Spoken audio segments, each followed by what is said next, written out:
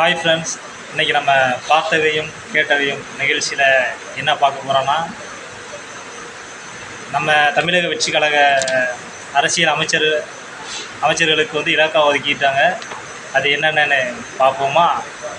நம்ம தமிழ்நாடு முதலமைச்சர் அவர்களுக்கான இலாக்கா காவல், பொது நிர்வாகம், குடிநீர் வழங்கல், மகளிர் நலன், இளைஞர்கள் நலன், சிங்கப்பெண் சிறப்பு அதிரடிப்படை ஆகிய துறைகள், குழந்தைகள் நலன், முதியவர்கள் நலன், மாற்றுத்திறனாளிகள் நலன், சிறப்பு திட்ட அமலாக்கம், நகராட்சி நிர்வாகம். இது எல்லாமே நம்ம முதலமைச்சர் அண்ணா அவர்களுக்கு. அப்புறம் என் ஆனந்த் அமைச்சர் அவர்களுக்கு வந்து ஊரக வளர்ச்சித்துறை, நீர்வளத்துறை. அதுக்கப்புறம் ஆதவ் அர்ஜுனா அமைச்சர் அவர்களுக்கு பொதுப்பணி மற்றும் விளையாட்டுப்பணித்துறை. அப்புறம் அருண்ராஜ் அமைச்சர் அவர்களுக்கு மருத்துவம், மக்கள் நல்வாழ்வுத்துறை. அப்புறம் KA செங்கோட்டையன் அமைச்சர் அவர்களுக்கு நிதித்துறை. அப்புறம் வெங்கட்ரமணன் அமைச்சர் அவர்களுக்கு உணவு பாதுகாப்புத்துறை. அப்புறம் நிர்மல்குமார் அமைச்சர் அவர்களுக்கு மின்சாரம், சட்டத்துறை, ஊழல் தடுப்பு. அப்புறம் ராஜ்மோகன் அமைச்சர் அவர்களுக்கு பள்ளி கல்வித்துறை. அப்புறம் TK பிரபு அமைச்சர் அவர்களுக்கு கனிம வளத்துறை. அப்புறம் கீர்த்தனா அமைச்சர் அவர்களுக்கு தொழில்துறை. இப்போதைக்கு இவ்வளோ இது நியமிச்சிருக்காங்க. இன்னும் அடுத்த கூட்டணி கட்சிகளுக்கும் அமைச்சர் பதவி இந்த மாதிரி நியமிப்பாங்கன்னு கேள்விப்பட்டிருக்கோம்.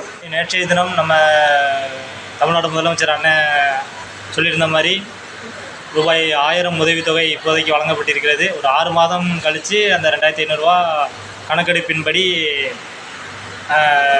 அனைவருக்கும் அனுப்பப்படும் என்று சொல்லியிருக்காங்க. பொது இடங்கள், ஸ்கூல், காலேஜ் அந்த மாதிரி இடங்க பக்கத்தில் ஒயின் ஷாப் வைக்கக்கூடாதுன்னு அறிவிப்பு போட்டிருக்காங்க. நிறைய கடைகள் எடுத்துட்டாங்க. ரொம்ப சந்தோஷம். அது மாதிரி 21 வயசுக்கு உள்ள யாருக்கும் அது இருக்கக்கூடாதுன்னு சட்டம் கொண்டு வந்திருக்காங்க.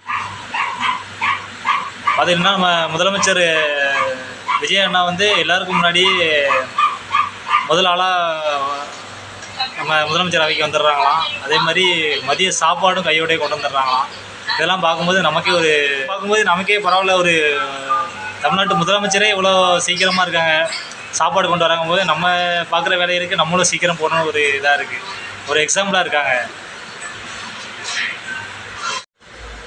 நல்ல தமிழகத்தை உருவாக்குவோம். அது மாதிரி இப்போ நம்ம சூர்யா சார் நடிப்பில் கருப்பு படம் இறங்கி பட்டையை கிளப்பிக்கிட்டு இருக்கு.